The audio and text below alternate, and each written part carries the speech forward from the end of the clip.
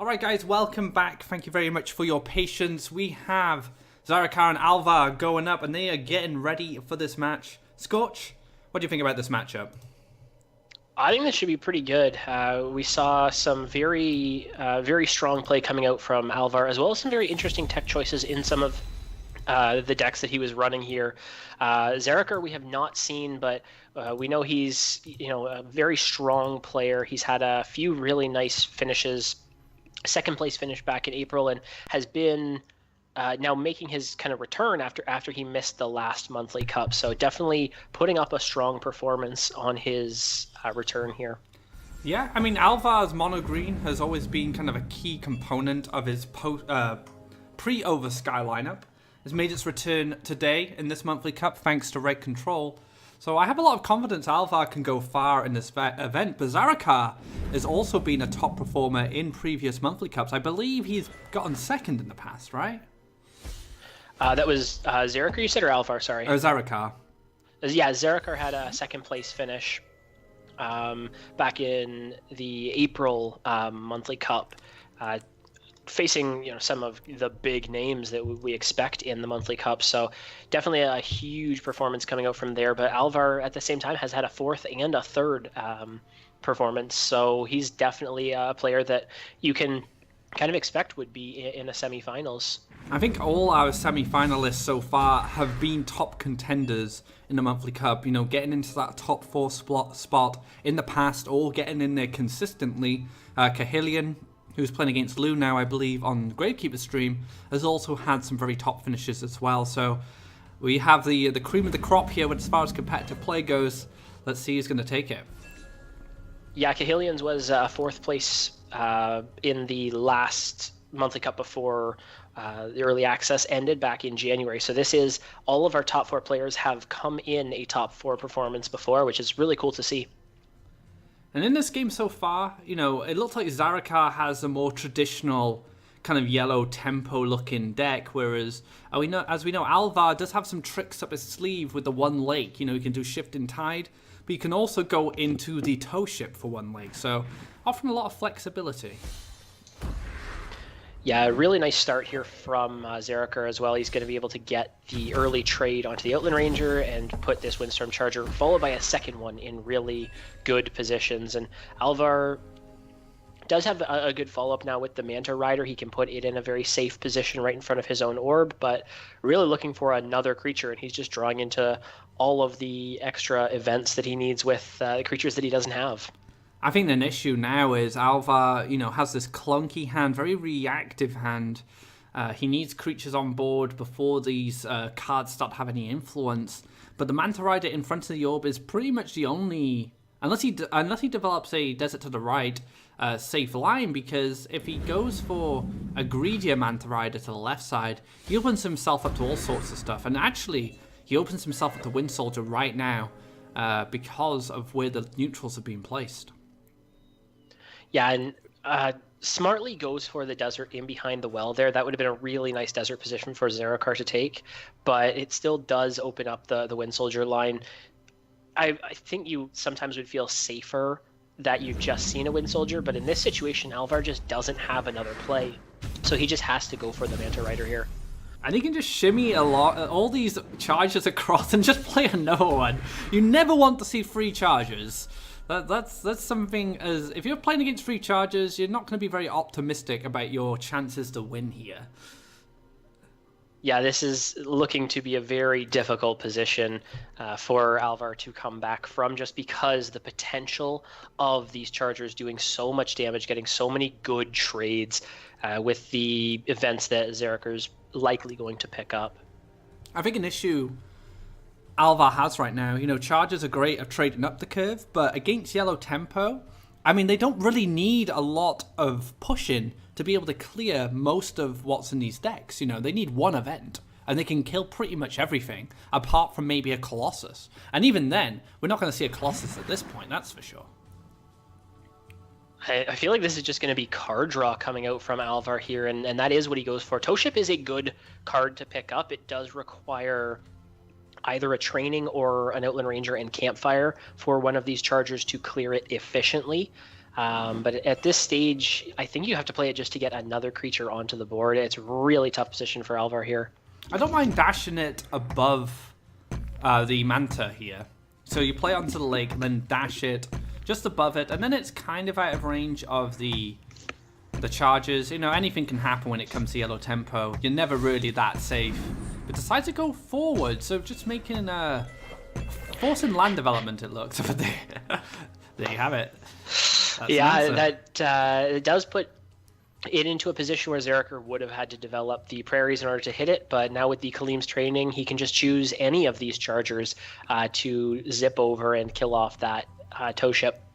Would have been really nice to get another movement event as well, because then he could have collected off of the bottom right well. But in this position, not going to be able to play the Manta Rider as well as play the Kalim's training to clear off the tow ship here. I assume that you still have to go for the trade. I guess it doesn't really matter, but you could push 4 damage to the orb as well this turn.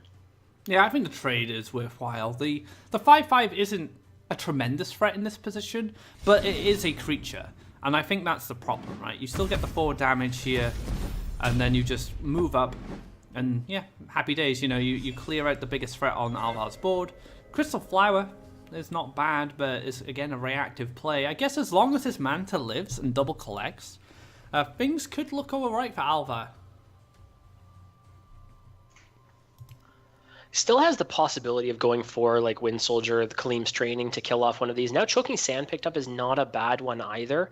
That's going to put Alvar in a position where he's collecting, and if Zerker continues to push some orb damage, he's not collecting quite as much, but it's still a pretty awkward spot for Alvar. He has a couple of options to clear off one of these creatures at a time and then follow that up with another clear next turn. But he's still just being paced on board by the creatures from Zerker right now. So just going to go for the Choking Sands, leaving the one in the middle, just making Faeria generation a little more awkward. But to be honest, I think that Zarakar's in such a strong position now. He could just develop an aggressive desert, play the Manta Rider, then either take orb damage or go back into collection. I think either one's viable here. Maybe go back to collection at this point. I mean, that was even a position where he could have just gone for a +1 and play the Colossus if he wanted, and just push a bunch of damage next turn, or at least the threat that Alvar's only response would have been Last Nightmare, and you know that's his entire Faeria pool. So the safer line is now open with going for the draw, soldiering away that Manta on the right side, and then play Manta Rider wherever he chooses. Yeah, the Manta dying now to the Soul Drain is actually pretty big, because Alvar loses his only leverage, which is out collecting his opponent. His hand is really reactive, but in a clunky sort of way. You know, Crystal Flower doesn't give initiative, Wind Soldier doesn't give initiative, and then, you know, Shift and Tide, it's just going to be used for cycle. Now, Manta Rider is a threat, you know, this is a durable threat as well. The Flash Wind pickup, this is not the sort of stuff Alvar wants to see. Yeah, you definitely don't want that. I mean, the Wind Soldier can be very nice with the Flash Wind if he wants to get that extra collection, but you're using a card for one Faeria that, you know, isn't going to be the game at this stage. So Crystal Flower does look pretty nice onto the Manta Rider, but you don't have a great position to put that Crystal Flower in. It's kind of the same that we talked about throughout the last series. Yeah, positioning your Crystal Flowers is very important, because Crystal Flower in this Manta Rider, one event and that flower's back open, and then you wasted an entire turn, basically just stopping a bit of damage and using some of your soft removal inefficiently. So, you know, if you want to run Crystal Flowers, guys, make sure you have the lands in order to play them in good spots. Because right now, where does Zarakar play? I guess he could, you know what he could do? He could play a Crystal Flower on the lake, and then Shift and Tide the lake in between the wells in that line. Why not? But you can just double neutral across, and then you can take it, or you can move it down, but then again you can double neutral down. So there's just so many ways that you can open up this Crystal Flower. Yeah, and that looks like that is what Alvar is going to go for, is the Crystal Flower as far away as possible. I think has to take the Manta Rider instead of the Charger there. You can continue to take this 2 damage. It's not that bad, but a Flash Wind picked up actually means Zerker could clear it if he chooses to. What do you think? Would you Would you go for a clear on it? I guess there's nothing else going on, so I feel it might as well. I mean, the 2 damage from your charger isn't going to win the game over the next like 2 or 3 turns, where you could pop that crystal flower and then you continue to accelerate your land collection. You collect, or sorry, not your land collection, your Faeria collection. Get that other bigger creature onto the board. Again, that collection allows you to play a Colossus as well, so it just looks like it accelerates you better than just hitting for 2 orb damage this turn. Yeah, 2 orb damage isn't relevant at this point. Collecting Faeria is probably the better line here. And also using that Flashwind to crack open this Crystal Flower, which in the end wasn't safe enough. And now you've got your Manta Rider back in a double collection position. And maybe next turn get that Windstorm Colossus down. And that's a real big threat that's going to really haunt Alvar. Yeah, a big thing here is it actually does give a bit of a moment for Alvar. He now, because all the creatures were pulled off to the right side, he can just go for a Windstorm Charger in the left collection. And if Zeraka doesn't pick up another movement trick to kill this Charger off this turn, he starts to stabilize a little bit more. One more mobility trick would be brutal. But do you just push out the Colossus now? Maybe build a desert just above the neutral on the well and chuck Colossus down there just out of range of this Charger, and then you have to respect it. You're going to have to find an answer for it.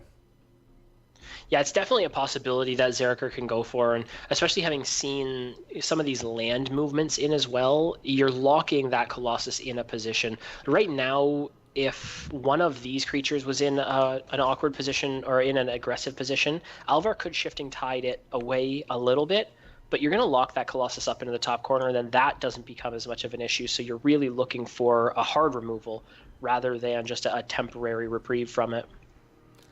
I wouldn't mind moving the Charger up, collecting Desert into Colossus, and moving the Manta Rider diagonally down onto your well, off the land, and then that covers the double collection position in case the Charger dies, but also covers a defensive position as well. So it gives you, best of both worlds there. You can be aggressive with a mobility trick, you can be defensive from that position, and you can also double collect. Yeah, this is always the way that this deck wants to play. Even though you don't use the full potential of your charge this turn, it sets you up for the best potential of your charge on the following turns. So that's always the more likely way that these movements are made. Very smart Outland Ranger there from Zarakar. Decided to go all in this turn rather than just playing the Colossus. The Faeria just matched up perfectly. But the 4/3 Outland Ranger blocks kind of an easy path to Zarakar's Orb and double collection, so kind of just starving out Alvar, and this is what Tempo does very well. Yeah, and even right now for Alvar to clear, he does have possible lines to clear the Outland Ranger using his Wind Soldier, and then a couple of events in hand to clear off the Colossus with his Charger, but that still leaves Zeraka in such a good position where he has these 2 creatures on the board, and it leaves Alvar with nothing. So it, again, is a very awkward position for Alvar to try to come back in the game from here. He has to get some of these smaller clears, like moving the Charger across to clear Zerakar's Charger and leave the Colossus alive, but you're just, possibly dead next turn depending on the way that goes. Oh, is he going in? Is he going for it? I think so. I think this is the Hail Mary. I'll just push as much damage as possible and hope for the best. Wow, very surprised by this line of play, especially since the Manta Rider is alive for Zeraka. It's going to easily clear the Windstorm Charger here. Oh, he's going to take it out with the Windstorm. Comes down, very nice. Another power up. Boom. I actually think he should have. Was he capped on his power ups there? Would have been, yes. He dealt 9 damage and it went down to 3, so was capped on the amount of extra event synergy damage that he could have got there. And even on the follow-up turn, it's only going to be a maximum of 9 again, unless he gets double Campfire, which wouldn't have the Faeria to play. So, that didn't seem like it was possibly going to pan out from Alvar unless he picked up maybe another Wind Soldier, but I gotta appreciate the way he went for it. He went for the all-in play, and it just doesn't pan out here. Playing to win instead of playing not to lose. An important thing you have to do as a card game player. And, I respect Alvar for that. He identified, well, I'm not winning this game if I just mess around trying to stop him collecting. I might as well go in, see if I can kill him in 2 turns. If I can't, I was going to lose anyway. If I can, I might squeeze in a cheeky win. Yeah, it was very nice. Very nice play with the Wind Soldier onto clearing the Manta Rider, but just wasn't enough in the end. And it's going to be Zerker with the 1-0 advantage. So Alvar, since we already saw him, we know what his other choices are. I think I'd probably lean more towards the red combat, but he's going to go with the green. It's interesting green got picked up here. I think red combat just lined up perfectly. You get the removal to answer the Outland Rangers, the Fanatics, the Bomb Slingers to answer the Chargers. Green can be outmaneuvered. I think that's one of the strengths of yellow. And with Choking Sands as well, he's going to have a very clean answer to stuff like the Wood Elemental, the Living Willow, the Sagami Grove Caller in some situations. So, going to be interesting to see how this one plays out. Yeah, one of the other things is, as far as the big creatures go in this matchup, if Zerker is running some Last Nightmares, Alvar has possibly 3 Verdant Force, 3 Therian Golem, the Grove Guardians, that are all these big threats. So it's very important for Zerker to get off to a quicker start, because he's not going to be able to clear everything from Alvar in the late game. So it's important to either get the proper charger trade ups with the event synergy, or to just collect off the early game and get that tempo advantage. Yeah, establishing early tempo is going to be really important. You're going to have to starve Alvar Faeria before he really starts getting going. And then picking and choosing those hard removal targets will be key to opening up spots where he can apply pressure, deal damage, and maybe lock Alvar out of collecting Faeria. Unfortunately for Zerker right now, it's just Fnatic in hand as far as creatures are concerned. The last game he had beautifully all 3 chargers early enough to do a lot of control plays in the early game, but Fnatic, as much as it does have jump and it can outmaneuver on the board, it's, again, like we've talked about earlier in the day, you want that gift effect as a more impactful play than just the Fnatic onto itself. Yeah, Fnatic is kind of sad, but fortunately he's not against red, he's against green now, so it allows him to keep this on board. It can double collect quite easily after double neutral, and we do see an early Choking Sands coming out just to starve a bit of Faeria. Now, I'm not sure about that, to be honest. I think Choking Sands will be far more relevant when he's trying to apply pressure. Yeah, it's something that you can, your opponent thinks they're a little bit safer. They have a Wood Elemental or a Living Willow in the right position, and you're able to then Choking Sands that and maneuver around to get the better trade. So something that Zerker probably could have held on to, but again, recognizing that he needs to starve that Faeria from his opponent. But Willow just taking its place now, and again, that's another Choking Sands target. Going to be an Outland Ranger coming up behind by the looks of it. And that gives a bit of flexibility. Do you jump the Fnatic back instead of using it in combat, and then you can use the Outland Ranger in combat instead, or you can move the Outland Ranger back. So central Outland Ranger here is pretty tidy. It just gives you more options when it comes to fighting the enemy creatures.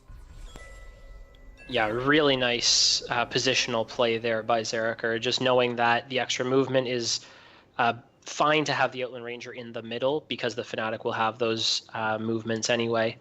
Grove Color picked up's really nice for Alvar here. He's going to be able to move the Willow over, get the extra collection, and has the buff in hand to kill off the Fnatic here. So really nice swing over their side. And this is kind of that same position where this would have been a really nice Choking Sands target, but he's already used it onto that early Wood Elemental. Fortunately, there is Campfire Soul Drain, so it's using 2 resources instead of 1. To clear out this Willow, but I think that's fine in this situation. It's a shame he can't follow up with a Colossus.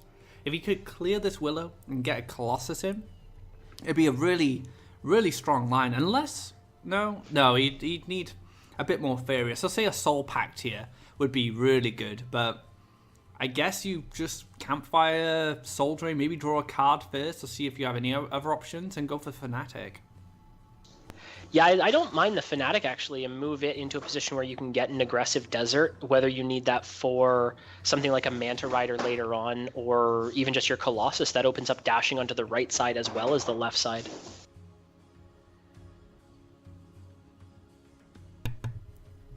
Not really what you want to see. More mobility for this tiny Outland Ranger, which might just die this turn if he decides to take the trade.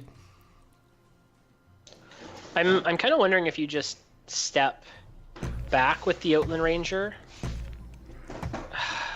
Can't really Fanatic anything this turn.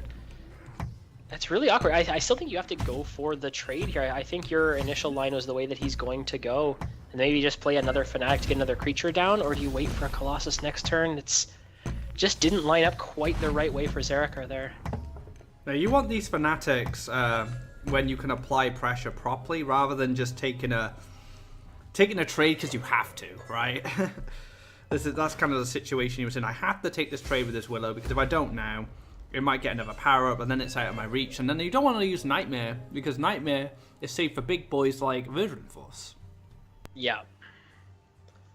And this is going to be, that first creature advantage to Alvar here. The Verdant Forces and Colossus, both 7/7, have the ability to just trade into each other. But Alvar having his down first means buffs are possible. If he's running Emperor's Command, that's possible. And then the Voice of Truth coming down behind to pop that Verdant Force back up is something that you would have to consider in this situation. And Zeraka, yes, has all this mobility, but just doesn't have the right creatures on board, doesn't have the plays to actually make the most of the mobility.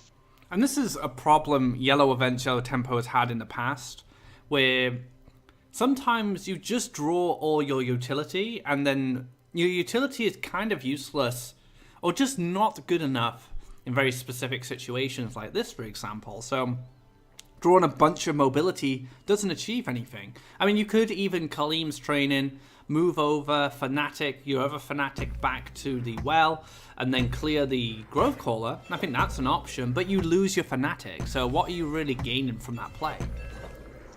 Yeah, it's a good point. There was a lot of discussion when this deck kind of started to become more and more popularized that there is that somewhat level of inconsistency that sometimes is inherent in the deck, because you can get your hand bogged down with all of these events. You can get all of your movement abilities and no creatures to play with them, and then you can sometimes just get all three Colossus to start, and you don't have the ability to reduce the cost of them. So that's kind of what we're seeing from Zeraka here. Like, he can play a Colossus, but it's just immediately going to be so easily dealt with by Alvar.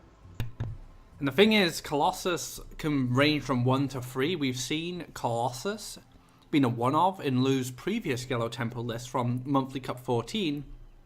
Now, if you're running one Colossus, this is your basically most powerful creature in a deck.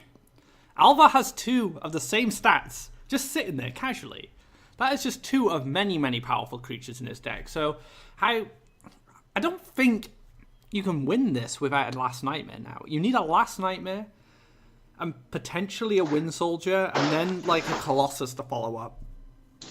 Now, Alvar has put both of his Verderans on the left just because that's where Zeraka's lands are right now, but I actually think there's a way that Zeraka could flip the board at this stage. He can use the Kaleem's training along with the Flashwind and the Orodrum Fanatic to move all the way over to the forest just beside the Grove Caller, place a desert directly underneath that, and he would have collected one Faeria in the process, gotten an aggressive desert, and got the Colossus down where the Grove Caller is. It possibly was a way he could have taken over the top right corner, but he's going to go for a more passive play and just get the Colossus into the bottom right corner.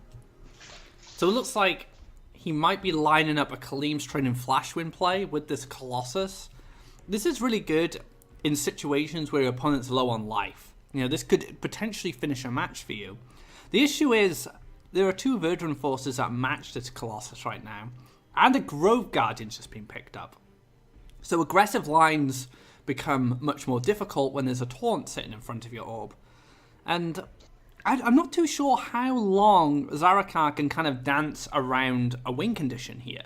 Eventually, an aggressive forest is going to come down, and a growth call is going to happen, or a runing's going to happen, and then he's going to be playing defensively and using his resources, which he needs to use aggressively, to try and stay alive. And I think this is the problem that Zarakar has now. He is inevitably going to lose to time because his opponent's going to make a power play, and it's going to be very hard to answer. Yeah, and the Grove Guardian comes down. Now even just the creatures that are on board represent killing off that Colossus there up in the top right corner. And Alvar, yeah, just in a great position to continue to control the board. I was kind of wondering for a second there if he was going to play a creature or if he was going to just wait for Tethra and see if he could get the Tethra buff onto the Grove Caller, and that would have just killed the Colossus. But now Windstorm Charger picked up. Maybe this is where Zeraka can start to combo these plays together, but he still needs to kill one of the Verdurum forces first, at least. Yeah, it probably needs another Kaleem's training and a position to set up this charger. If he can get 2 hits in, one to clear the Grove Guardian, one to hit the orb, the positioning might work out that the Verdurum force can't really react to it. But the one Verdurum force, like you said, is kind of in a position where it can access any aggressive plays, and we have the other Verdurum force below it moving further and further towards his enemy orb. So time is definitely an issue here for Zarakar. And that charger is a good way to start things off. It's just where do you play it? I don't know. It's tough. It almost has to go where the Colossus is currently standing, just because I even feel like where the Fanatic isn't a safe enough spot, and that is what Zeraka is going to do. And again, he's just buying time, and it's up to Alvar to find the that swing play that he needs before Zeraka is able to get all of these combo plays together. It can happen, though. I mean, Yellow Events, Yellow Tempo is very good at doing this sort of stuff, but we're kind of analysing it as he draws. He still hasn't drawn everything he needs to make this big swing play. So we're just piecing it together as his turns go by, but the clock is ticking. Verdurum Force again has moved aggressively. I'm curious of this Verdurum Force moving. I guess the other Grove Guardian now has made Alva feel safe enough that both these Verdurum Forces can march towards that orb. And a Manta Rider picked up. I guess that's not really what you want to see either, but maybe it can replace the Windstorm Charger if you're going to go for a clear here. There is a possibility to kill one of the Verdurum forces now with the Colossus at a fairly low cost, just using a Fanatic to move across, but I don't know if there's something else you can do instead that's a little bit better. So maybe just taking care of the Grove Caller now? Maybe training Soul Drain on the Fanatic to clear the left-hand Verdurum Force. Oh no, that's not going to be enough. What am I talking about? He needs another 1 damage. So yeah, ignore me. I don't even know. I guess you're still calculating the event synergy buffs onto a creature that doesn't even have it. Exactly. All right, so it looks like Colossus is going walkies here. I guess he's going to clear the Grove Guardian closest to the Fanatic, so it gets to live. This is actually quite nice because it now applies pressure on the right-hand side. Now these Verdurum forces have moved into a more aggressive position. I think this could work out. Yeah, this is going to move both of Zeraka's creatures up into the right side, the top right corner here. Should Fanatic the Colossus into a protected position, but doesn't go for it there. Yeah, that was a good opportunity to shift him onto the forest as an 8-2. Then the next defensive creature that comes down, the Colossus can clear out cleanly without the Grove Guardian running into it. But, this is a moment where Alvar would have to develop land. I'm not sure if that's something he wants right now.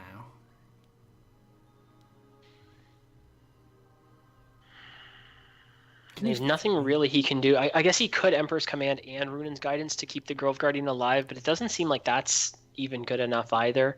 But again, no other creature picked up at this stage. You definitely want another creature here, unless he's going to feed the forest on one of these Verdurum forces and play Tethra. I don't know about that. He gets an aggressive neutral next to his opponent's well, so this is the start of Alvar's aggression. Now the Verdant Force is probably going to move down here, not open himself up to the 5-3 and the 3-2.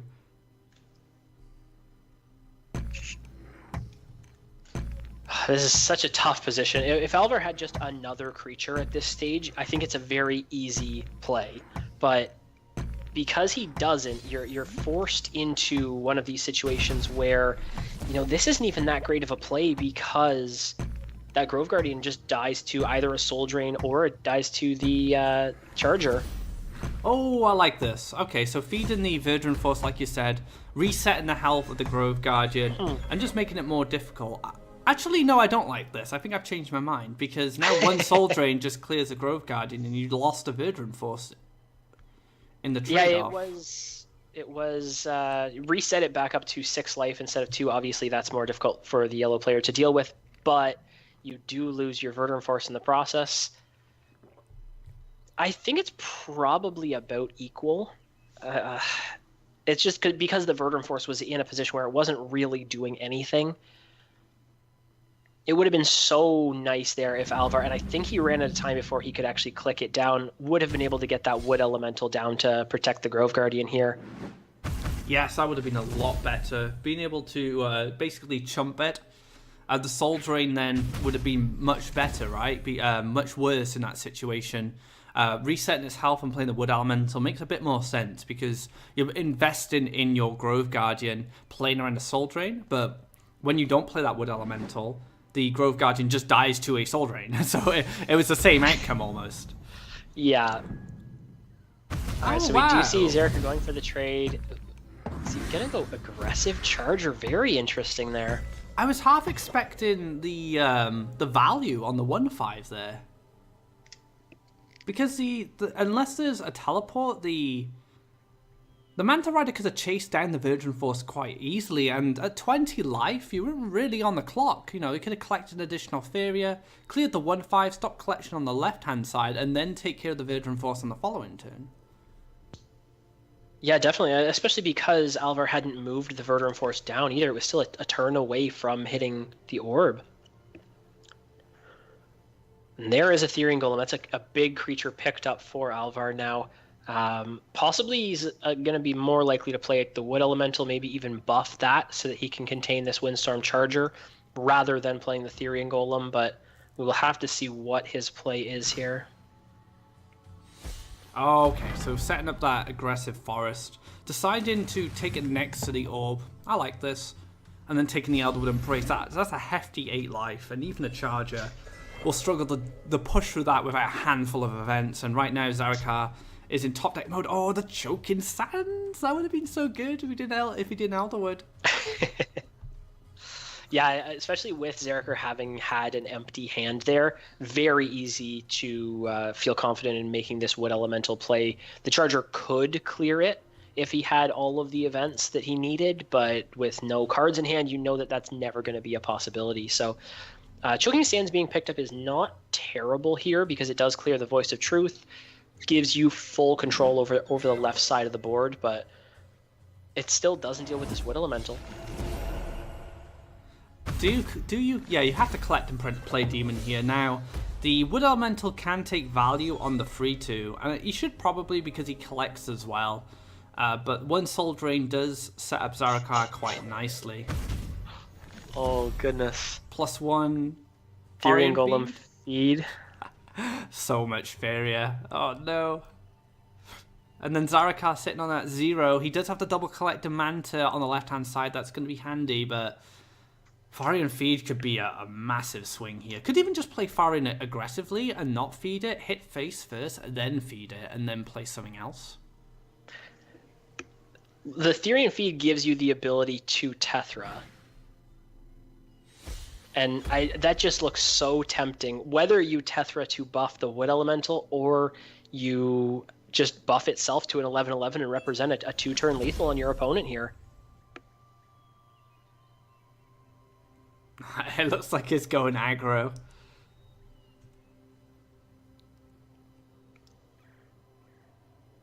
hovering back and forth, and that looked like it was a defensive placement. So Alvar continuing to play for the long game and buffs the Wood Elemental too, just to be as safe as possible here. I'm actually very surprised by that, because I thought that was a position where Alvar could have just gone for the win. I think so too. You know, you're demanding Zarakar to have not only a Nightmare, but a mobility trick to gain an additional Faeria in order to play that Nightmare. Playing that in 11-11 Tephra would have been absolutely devastating. He, as you can see, he wouldn't have had an answer. So Alvar taking a more conservative play there. The long game is currently in Alvar's favor. He will outvalue his opponent just based on raw stats alone. Yeah. And even having said, you know, about finding the Nightmare there, based on what we've seen from these tempo decks throughout everybody's lineup, I don't recall having seen any Last Nightmares throughout the course of the day. There's been a Crystal Flower here or there for removal, but in these decks, it's mainly been Choking Sands, I think. Yeah, Choking Sands, I think, is just a lot better in this meta. See, a defensive Grove Guardian now. I don't know, I kind of feel that Alvar's playing a little too defensively. He's had, like, 2 really good aggressive opportunities, but not taken them yet. And we're running into a situation where both players are really expending all of their late game resources. If there is 3 Colossus, I think there's still 2 more to come from Zarakar.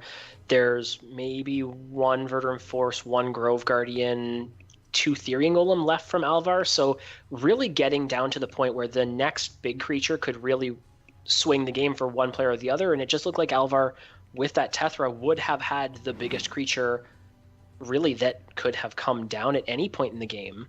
And just didn't go for it. Decides to clear the Tephra out here with the Wind Soldier, using, again, just lots of resources to punch out these big green creatures, but, you know, Alvar is sitting pretty tidy here. He could just play a Willow, lock that out so it can't collect Faeria, feed it, play a bigger creature aggressively. There's so many options for Alvar now. I think going for a draw first is fine, although we are down to the bottom third of the deck, so maybe you start to think about fatigue and not drawing quite as much as you might.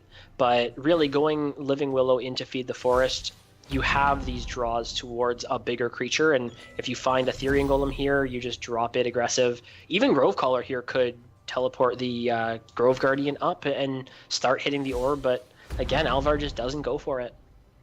Yeah, taking the defensive line. I don't mind this so much. The wood Elemental does line up very nicely with the Wood Elemental, like, and the Manta. They're not going to interact very well from the Manta side. Outland Ranger, makes things a little better. Can campfire the Manta, and then you could hit. But Colossus, it's perfect, right? You just dash up the left-hand side, straight onto that forest. Yeah, you just play away from the Grove Guardian there. You don't want to play towards it, just because there's always the possibility of a single buff coming out from Alvar and just clearing that super efficiently. Like I just mentioned, all of these late game creatures, you really have to get the most value out of them because there's not that many left. So even just dashing, I mean, you still have to play it in an aggressive enough position, but that Grove Caller just looks so perfect from Alvar. It just looks like this is the only play Zarakar can go for here. Another Willow picked up. Grove Caller is an option here if you want to challenge the Colossus. I don't mind collecting off the left-hand side, clearing the Manta, and then Grove Caller in front of the Colossus, and then teleporting the Grove Guardian down to hit the orb. Because you have a Willow to keep you in the game for even longer. So there's a few different ways you can do that. Wait, what? Are we gonna see Lake Gabriel enchantment now? I just, that 1 damage is not going to represent ending the game anytime soon. That really should have been an aggressive play. Whether you were going to play the Living Willow as a defensive, just stall this Colossus as long as possible, that Grove Caller needed to move the Grove Guardian up. And now with Soul Drain picked up, this can be 7 damage to the orb here from Zarakar in a great pickup there. I'm not sure, man. I think the Living Willow's going to win this race. He is a 1-7. But yeah, Soul Drain, absolutely perfect here. Clear at that Wood Elemental, hit for 7. Grove Guardian, the problem Zarakar has is one Elderwood Embrace completely shuts down his aggression, and he has to rebuild again off the back of trying to clear the rest of that Grove Guardian. So, I don't know. I still feel that Alvar's in a good position if a power-up is picked up. And I think that's maybe why there was no Soul Drain and no push. Just to play around the potential power-up. So this has to be Outland Ranger coming down just because there's no good desert for the Shaitan Demon. And the Campfire going on to the Colossus there. Yeah, very nice. Well, gets hit for 1 damage. And a Runin. Actually, Runin could be very good at this stage of the game. Can continue to dash just in front of the Colossus and just body block. Is it going to be good enough, though? Grove Color for 6 damage this turn doesn't look good enough. I guess you could Verdant Force in front of the Colossus. I don't know. I guess Runin's okay, but it does kind of get eaten by Campfire here, which is an issue. And I think, unless he's playing the defensive Verdran, no. So he's playing aggressive Verdran now. Campfire going to be a great answer here. Oh wait, there is no Campfire. This is Soul Drain, sorry. It's going to be a great answer here. I could use a Wind Soldier instead, but I'd rather keep Wind Soldier for damage. A bit like Flame Burst, right? Yeah, you'd definitely be looking, especially in a race situation like this, that one Wind Soldier could be the difference between the game at this stage. So the thing here is you actually could... I guess you don't have the right lines for it because of the Grove Guardian taunt. I was going to say you could use the Wind Soldier and the Soul Drain to clear off Runin, and then keep your Outland Ranger alive. And although you don't have the Wind Soldier for ending the game, your Outland Ranger could still be that 3 or 6 damage possibly.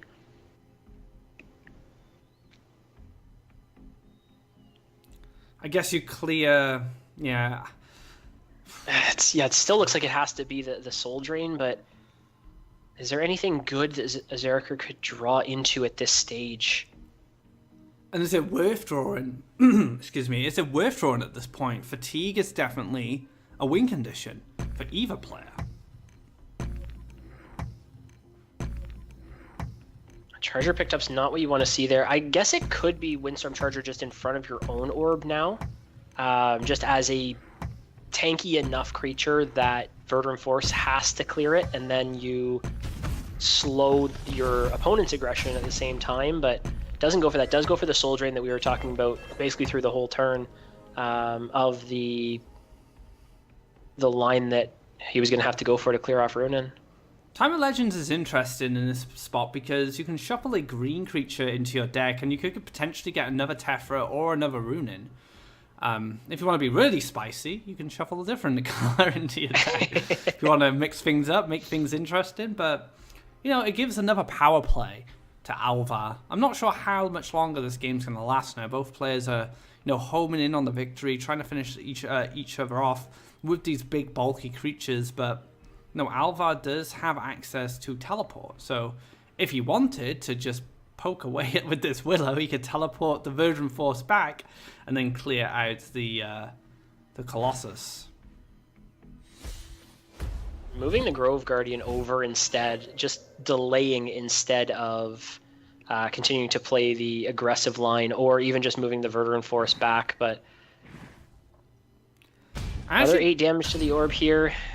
I actually didn't mind teleporting the Willow instead, and then keeping the Grove Guardian as an alternate defensive option. I don't think Willow's damage is really that relevant right now. No, the one doesn't look like it's really going to do anything. It's still 2 damage at this stage, so maybe if your opponent's at 13, it is a different story, but I mean, right now, the Verdant Force is still the big hitter down there. There is, the possibility of Alvar picking up a buff on the next turn and that being able to end the game, but Zerker actually cannot play any of his Shaitan Demons because he will self-burn for the lethal.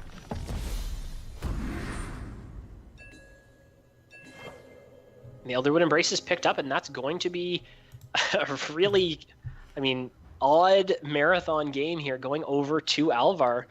Yeah, this is not really how this matchup plays out usually. So yeah, very interesting. I think both players felt... I'm going to defend Zaraka in saying that his hand didn't really line up to what his deck wanted to do. So he was kind of waiting for options. Whereas I felt that Alvar had great aggressive lines, but almost felt like he was too afraid to make them, just in case something happened. Yeah, that definitely felt like the way that it was playing out, was that Alvar was scared to push aggressively in certain spots that he had all the momentum to push aggressively. He did take the win in the end. That Living Willow doing work. And yeah, 1-1 now in this series. I'll have to see what Zeriker's other decks are. Of course, we know what Alvar's other deck will be if he's forced onto his third deck there, but Zeriker going to have to bring out something new to us at least. Let's see what spice Zeriker has cooking in his lineup. And it is going to be Combo Rush. I like it. Now, Combo Rush is an interesting decision against Mono Green. You know, the kings of Taunt. Kings and Queens, if you include Runin. Oh no, wait, it's not Combo Rush. Actually, yeah, now seeing the Village Elder, this looks more like just a green-yellow rush to me. Or sorry, green-yellow sacrifice to me. Yeah, so less excited now. I think Combo Rush... Well, if he queued Combo Rush now, I would be a little concerned, to be fair.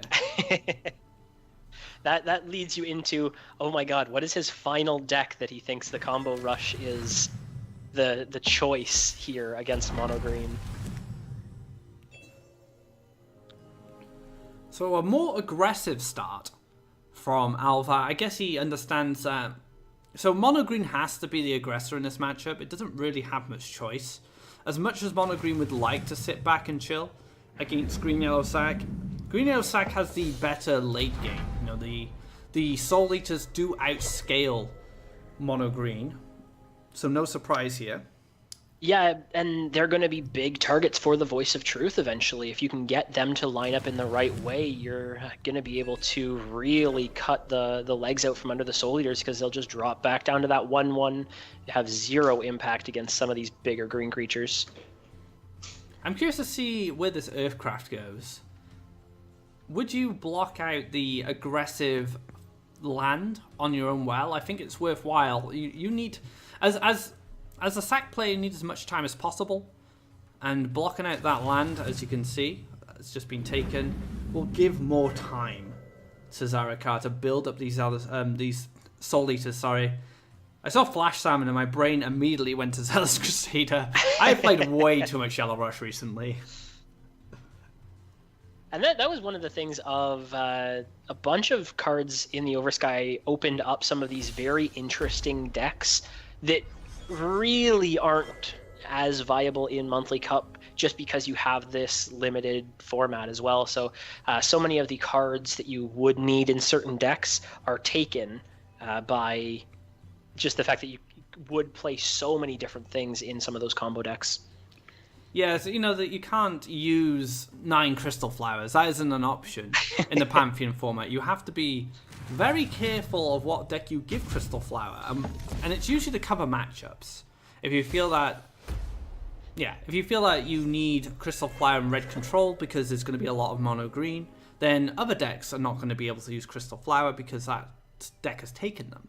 And how does that affect that deck's matchup? So Pantheon lineups, there's quite a bit of science to it, I think. Lining up counters, lining up matchups, making matchups better through certain decisions when it comes to deck building. And that's kind of one of the beauties of the format.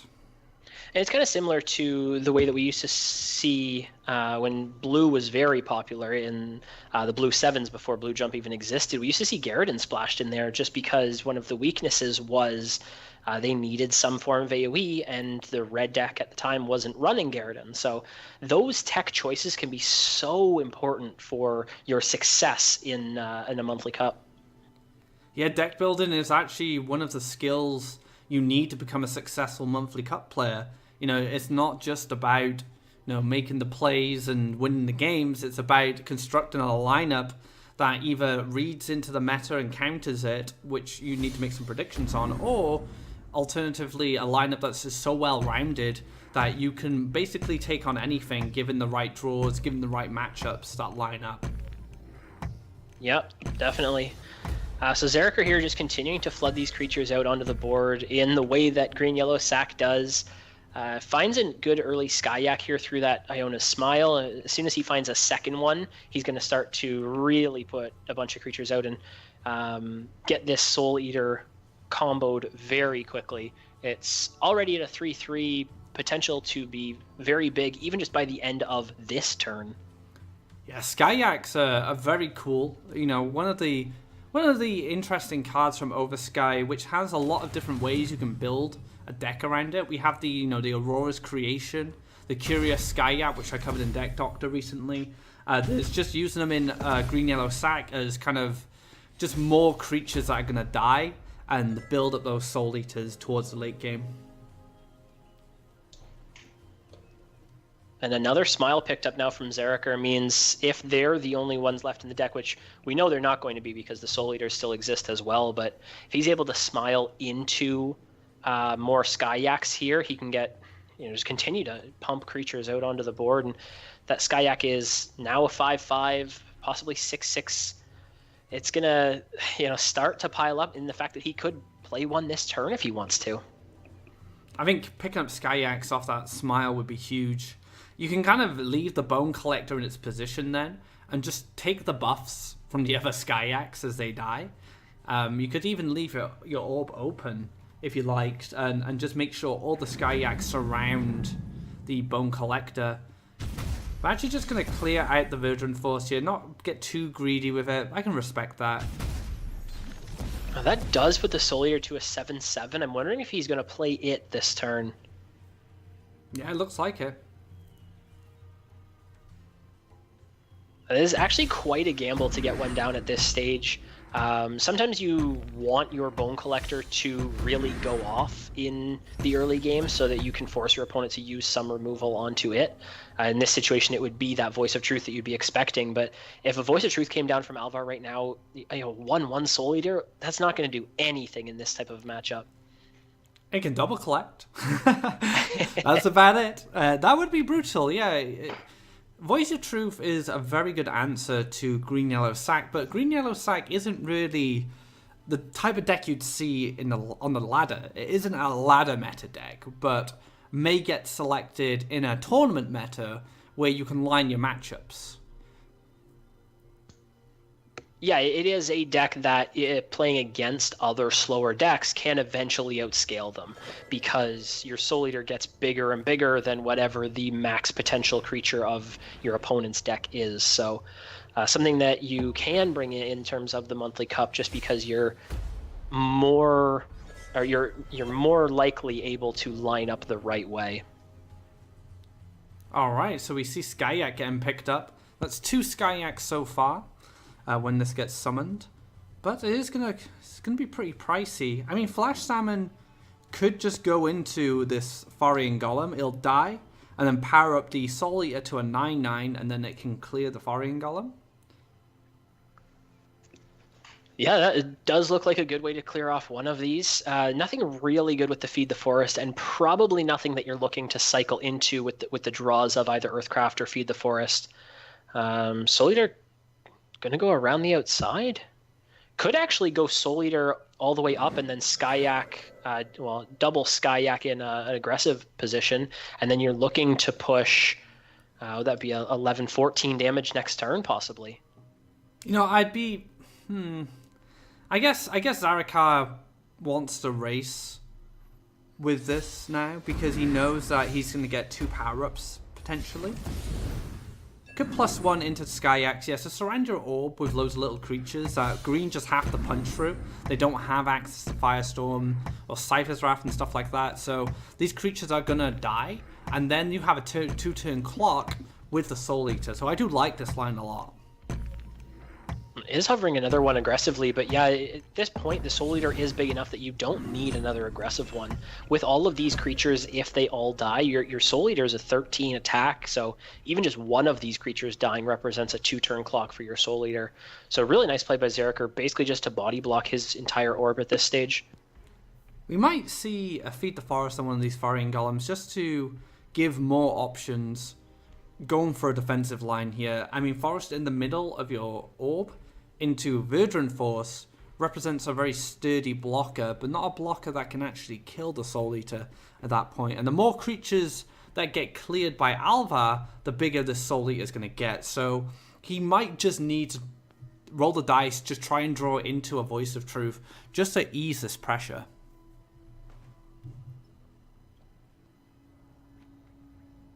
And even if you don't hit it, you could even clear the Skyak and then feed the Forest or something along those lines to continue to cycle one of these Therian Golems.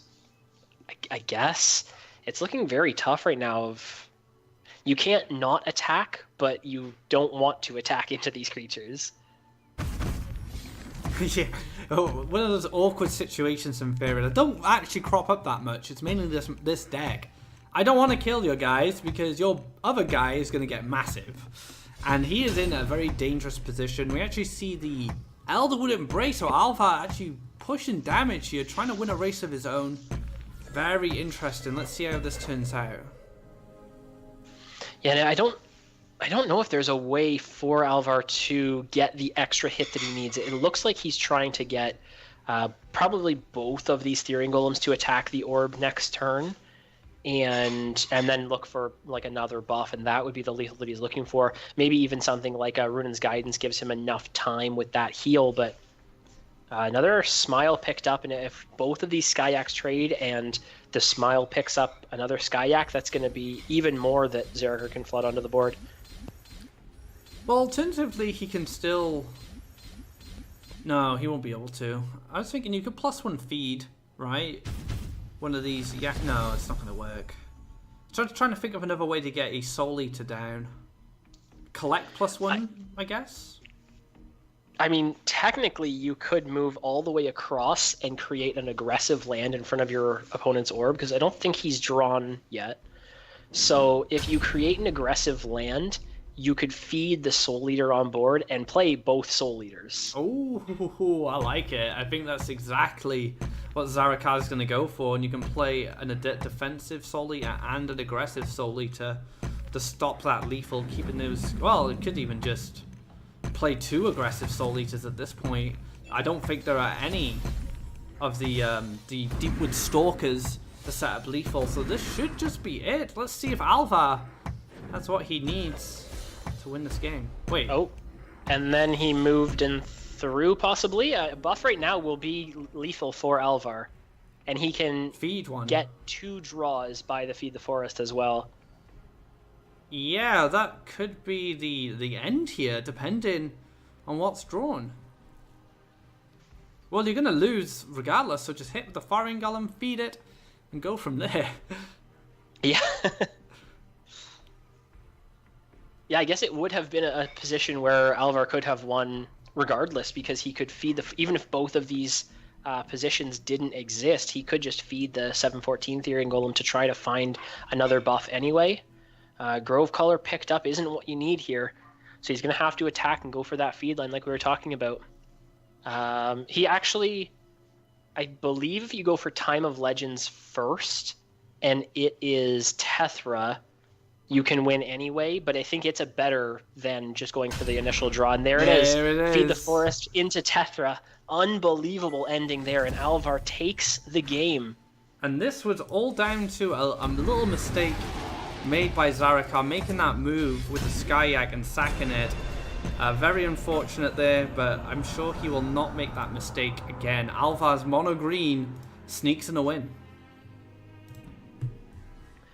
And that was well played by Alvar as well, of pushing the aggression before Zerker could get to that late game of the Soul Eaters. You know, playing against that style of deck, you have to get at it as quick as possible. And even though he's playing a slower deck in the mono green, he just went for the aggression. and panned off in the end for him to pick up the win. Now, I want to say that Zarakar is favoured in this match. Alvar is favoured in this matchup. We've already seen Mono Green lose to Red Combat today. So I'm just going to... I think this matchup can go either way. That's all I'm going to say. And Zarakar does get one of these good starts like we've been talking about. The Underground Boss into the Gift of Steel gives him a very powerful starting creature. And Alvar does have the Living Willow, though, so he'll be able to Willow feed into something bigger once he picks that up. But maybe a situation where he switches to the other side instead of continuing to push up the right. And that's exactly what he's going for. Yep, just dumping that creature on the left-hand side to collect Faeria for potentially most of the game. Willow is going to be one of those creatures that are not going to get removed. Red's not going to invest in it. So eventually this Willow will be fed and then replaced by, say, like a Grove Caller when the situation arises. So good start for Alvar. Clean, clinical, just getting on with business. Yeah, and a Grove Guardian picked up now is going to be a little risky, depending on if you think your opponent has a Silent Horsemaster to make that move up the right-hand side. So probably continue to see Alvar put his creatures on the left and try to influence the trades by using the Grove Color movement of his own, rather than giving Zarakar a position where he can use the Horsemaster for the trades. Yeah, potentially. I'm curious. I'm actually curious to see where this land goes. This land... Oh, he's thinking of placing it below that forest on the right-hand side, which still leads to double neutral Horsemaster. That doesn't stop that. The thing is, if you go for Grove Guardian on the right-hand side to collect, you're just asking for Gift of Steel Horsemaster. So he goes for just a more defensive position. I think this is actually a great opportunity for Zarakar to take double neutral again and get that Axe Grinder spot. That well spot, for not only just red, but for this matchup, could be crucial in applying the pressure he needs to win this game. Yeah, the only kind of downside there is you still want to put more creatures on the board, whether it's a Brigand here, even getting Cypher down at this stage when you still have the ability to influence the trades could be very good for Zarakar to snowball the game. But I do like you're saying, getting those aggressive land positions. Even though you then have to override your Prairie with a mountain, it's definitely worthwhile just for the +1 of the Axe Grinders later on, and for the fact that you're right beside your opponent's orb with things like a Ground Shaker. Yep, Ground Shaker, Cypher, they're going to be big players when applying pressure from that spot. You can also play Brigand next to the boss, so if you do pick up the Horsemaster, the Gift of Steel, you have the Brigand to shimmy across to collect. But then again, Horsemaster does that as well, and he does decide to go for the mountain. But he didn't play anything, so I don't see the point in making a mountain here. You might as well double neutral and get that well spot. Yeah, because you're then going to be developing another mountain next turn, it looks like. There's no good double neutrals next turn. Maybe it's a situation where you're just looking to draw from here on out, but... And I think what I liked about double neutrals as well is it gave you access to Bomb Slinger on the defensive forest on the right side of the orb. Now you can't access that without building this mountain here, but if you were going to build that mountain there, you might as well have built the double neutrals anyway. Oh my goodness. Another Bomb Slinger picked up. I think Zarakar could just double Bomb Slinger the Verduran Force here. Bomb Slinger Flame Burst ends up lining up a little cleaner, but I still like keeping that Flame Burst in hand and putting more creatures out onto the board, especially playing into green. I mean, you could Bomb Slinger Flame Burst into Cypher if you want to go clean, and then have that really nasty threat very close to the orb or on the well, depending on how you want to play it.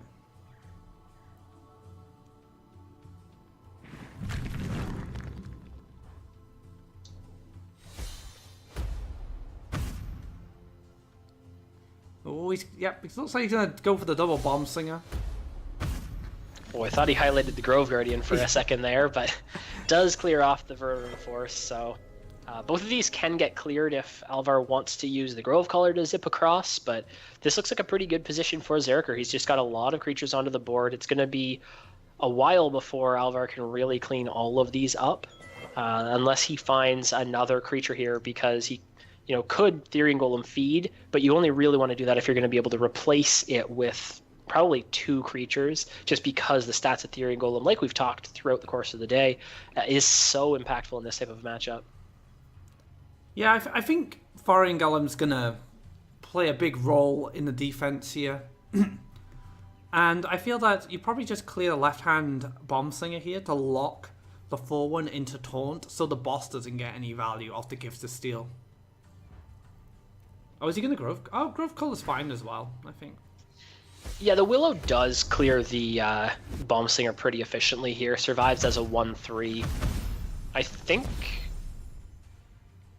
he's going to buff that up as well. I was going to say, could he even feed the Forest on the Living Willow and go for a Therian Golem there, but is going to go for the extra buff there, and just in time, because that Cypher's Wrath would have been beautiful to clean that up. I don't know, I don't think I like the buff here, because the boss survives with a Gift of Steel, and then gets value on the Willow, and generates 4 Faeria. And that's a lot. That's a lot of Faeria to be given a red combat player. Oh wow, so he could even... Yeah, he could just Gift of Steel ahead there as well. And then... I Gift of Steel I wasn't even actually looking at. I was looking at clearing with the boss and Cypher's Wrath, and then playing Cypher in that position where it was very likely to kill off the Living Willow and get a huge spike of health. Yeah, I like that play too. I think the Flame Burst on the Willow is too preemptive. The Willow... I guess with this line, you're protecting your boss, but I'm not sure if you care if your boss dies to the Willow at that point, because you generate 4 Faeria and you're feeling pretty happy by it. Now that you've mentioned it, I do like the Cypher line. Again, represented a lot of life on Cypher, which will be problematic for green to deal with. Yeah, now Zeriker's in an even better position. Pretty much whatever Alvar plays in this situation, it's either going to die to the 6/1 boss, or he's just going to Crystal Flower it and continue to accelerate the boss up the right side there. It's just looking very strong for him at this stage. And this is probably a very specific choice from Zerikar to add Crystal Flower. Made a read that mono green is probably going to be represented in the meta quite heavily, and then took advantage of that information by adding Crystal Flower into his combat deck, allowing him to swallow up these big 5/10 creatures. Is there enough... I mean, I was immediately drawn to the Crystal Flower just because it does remove the Therian Golem right away, but the fact that you could Horsemaster and Cypher's Wrath, you could use both of your creatures currently on board and Cypher's Wrath to kill off the Therian Golem, and then still play Cypher this turn. So I'm actually not sure if Crystal Flower is as good again now. I like that line. I continue to want to put Cypher on the board. Your opponent in this situation where they have no Faeria can't play a creature big enough to contest Cypher at this stage. And if you can kill a Therian Golem that easily, you should definitely take it, because then the Crystal Flower can be used on the next Therian Golem. Horsemaster, also a decent enough play. The boss can come across, hit the orb, and that'll give the Crystal Flower, the Faeria 4 Crystal Flower to take the Therian Golem here, but... Oh, that could have been such a bigger swing, I think, over the past 2 turns. I think there were very good spots for Zeriker to get Cypher down.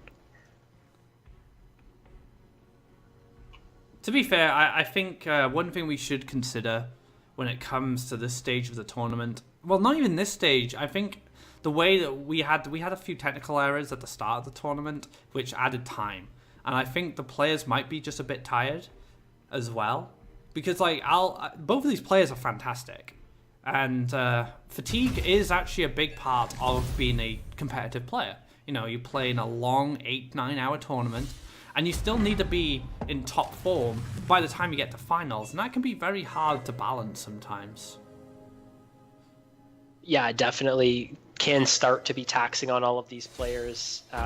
Whether it is, not even necessarily making poor decisions, but just lines that aren't as optimal as they could be. Of course, that's easy coming from us because we have the bird's eye view of both players' hands, and we can see what the best plays are from both sides. But there just seems like there's, some of these situations as we get deeper and deeper into the tournament where players could make different lines that set them up better, or even not necessarily better, but be more aggressive, or make these trades in certain spots. And just passing there with a +1, probably trying to get Grove Guardian down, maybe hopefully get a feed target next turn, but it's going to be very difficult now for Alvar to take this. So I'm assuming that we're going to write this one off for mono green once again in a matchup that it's supposed to be favored in. And, Red Combat's going to get another game for Zeraka. Yeah, Grove Guardian looks like the only good feed target here, but it doesn't generate enough Faeria to really do anything else. Could, I guess, +1 Elderwood Embrace. Is that going to be enough? It only goes up to 10, so it's really going to be maybe a Gift of Steel or something along those lines. Well, you can even use Horsemaster on Horsemaster now. Flame Burst. I keep Flame Burst is going to be lethal. That's going to be lethal. A bit of a frame drop from me here, guys. Sorry about that. And yeah. So the Underground Brigand there generates the extra Faeria needed to play both the Horsemaster and the Flame Burst afterwards to find the lethal. So Zeraka takes it with the red combat, evens up the series, and having seen Alvar play in the semifinals, we know we're going to be into a mirror match for the potential for one of these players to go into the grand finals, and one of them is going to lose out and get bumped down to that 3rd, 4th place match. And yet there are prizes for all of these players, so no one's going home empty-handed.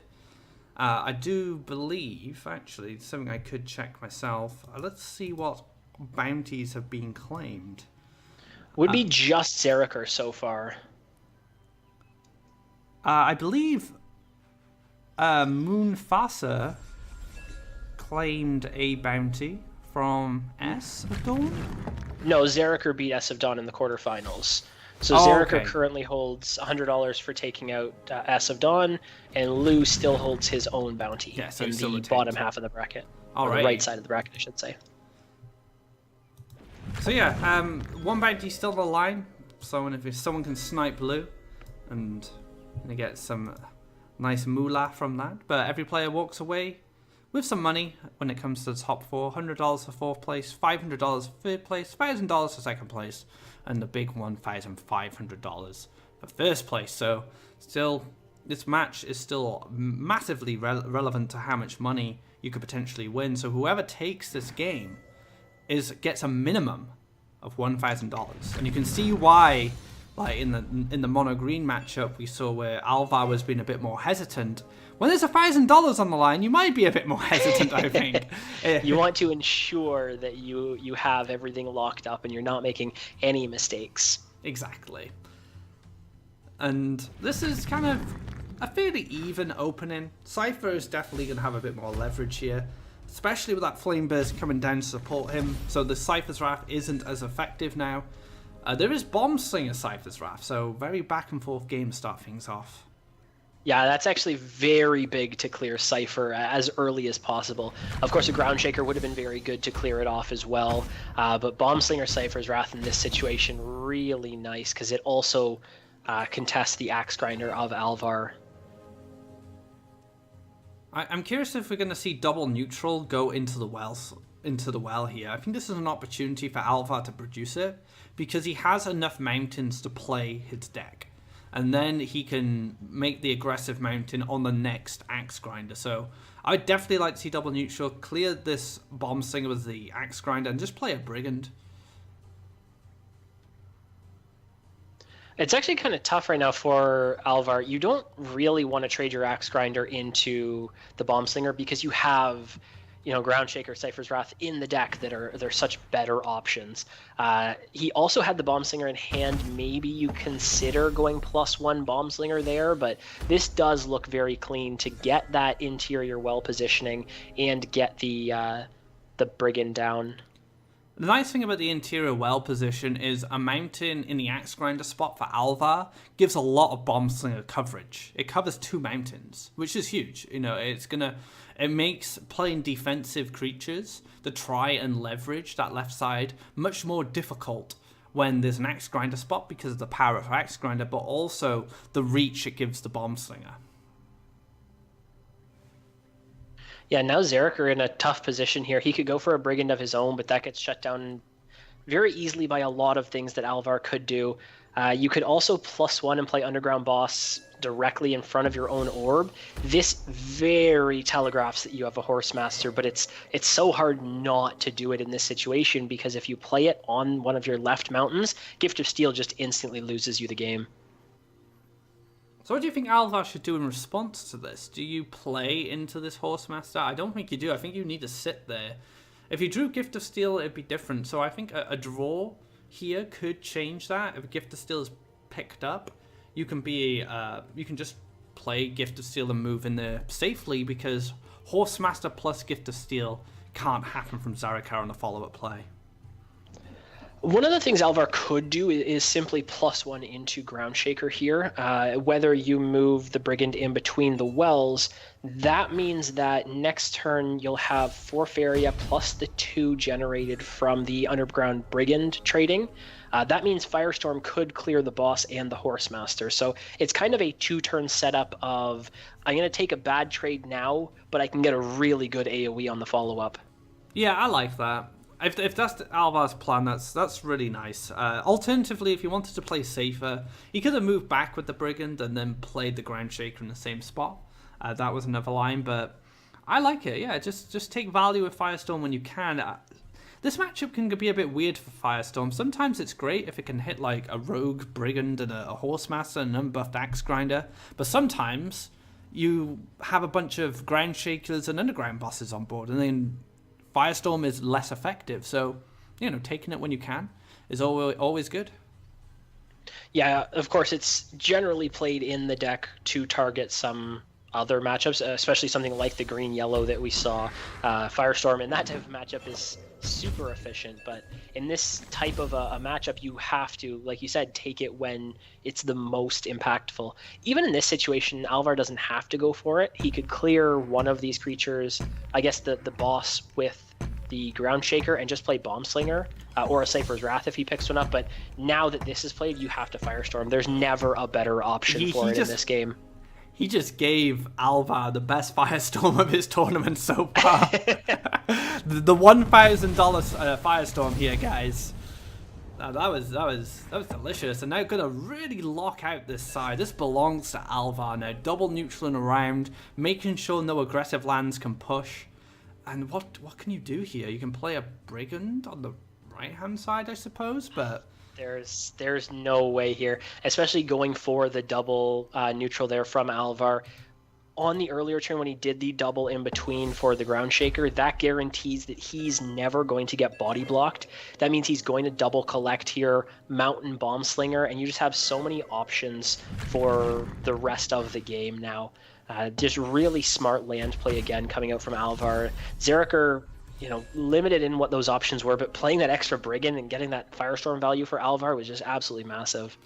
If the Brigand was held, I don't think it would have been that big of a deal. It would have been still very strong, and I think the land block would have probably been, in combination with that, would have hurt a lot more.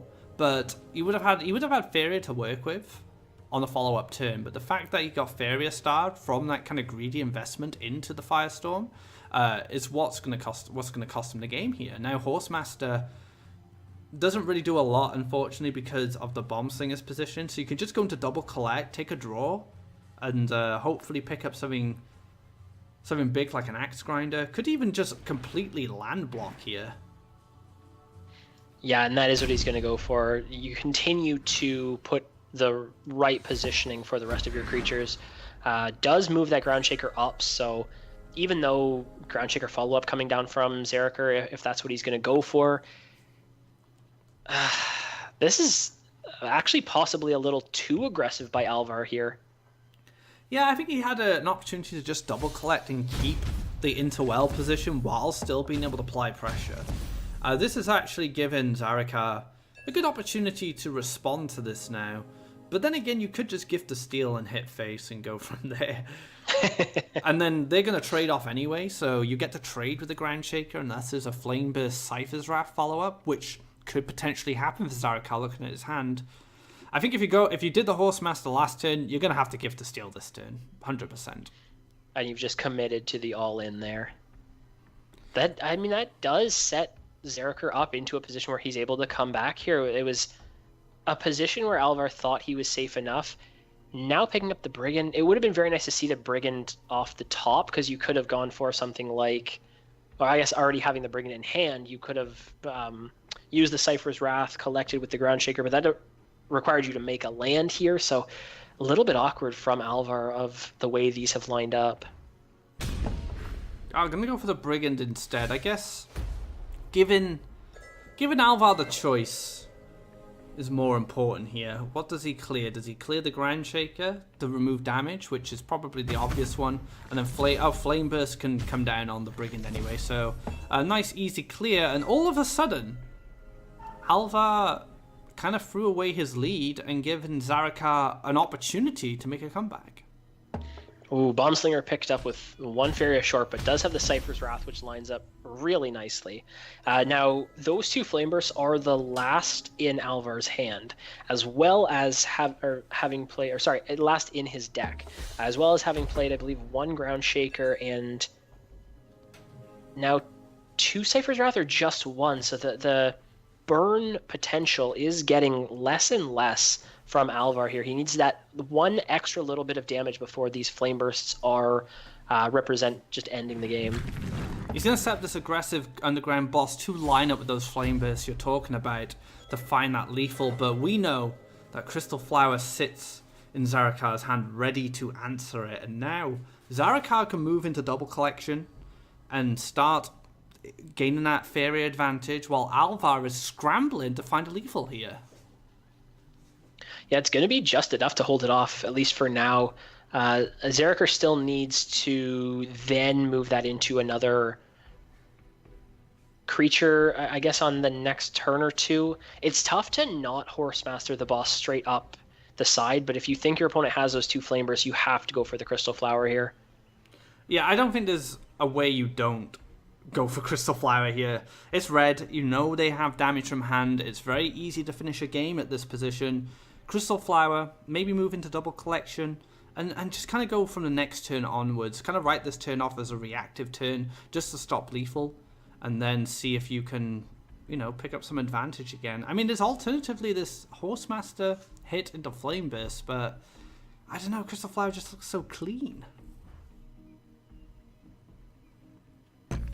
And getting a really good mountain position as well. It looks initially like an awkward movement from the underground boss here, but it puts the flower in I guess a little bit of a better position, but it at least sets up possibly what is going to be needed for a bomb slinger or something later on in the game as well. I mean, do you Flame Burst? I don't think you can. I don't think it's worth flame bursting this. When your opponent's at 8 life, you know that is your win condition essentially. The flame bursts are 6 damage. So I guess he could be banking on the Horsemaster here. Well, this is such a tight game right now, especially with Alvar having used that flame burst. You know that he then needs a creature plus Gift of Steel rather than just that one creature hit now, and this is where we're going to see Zerker start to swing this aggression. He's going to have that Horsemaster. He's able to put it in a position where it's going to body block if Alvar does pick up the Horsemaster here. So no Horsemaster. Could pick up Cypher's Wrath, and Cypher's Wrath would have been amazing if he hadn't cracked open his Crystal Flower and could have set up lethal with Cypher's Wrath double Flame Burst. As soon as that Horsemaster comes down, it becomes vulnerable to that, unless Zarakar does next level Flame Burst his own Horsemaster to play around that burst lethal from hand, but that's no longer an option. That was used in order to break this boss free, which is now a very, very awkward position. I wonder if this is a position where you just go for +1 and double Gift of Steel this boss to just have it survive. I mean, you could go +1 Brigand Gift of Steel on the right-hand side. That still sets up lethal. Gives you 2 durable. Gives you 2 creatures to worry about. Oh, okay. So yeah, this works. So the only way this would lose is Firestorm, Cypher's Wrath, because the boss attacking the orb generates the extra Faeria, +1 would give you that AoE and the extra clear necessary to clear off the boss here. So not having that in hand, Zerker, what does he need now? Is it just Ground Shaker directly in front of your own orb? Just doesn't seem like enough now. 7. Ground Shaker. Maybe it's Cypher in front of your own orb and Flame Burst the Brigand? Wait, Gift of Steel. It's not enough. And now he's gone for the draw as well, so he can't can't stop both of these creatures. One of them is going to hit the orb here.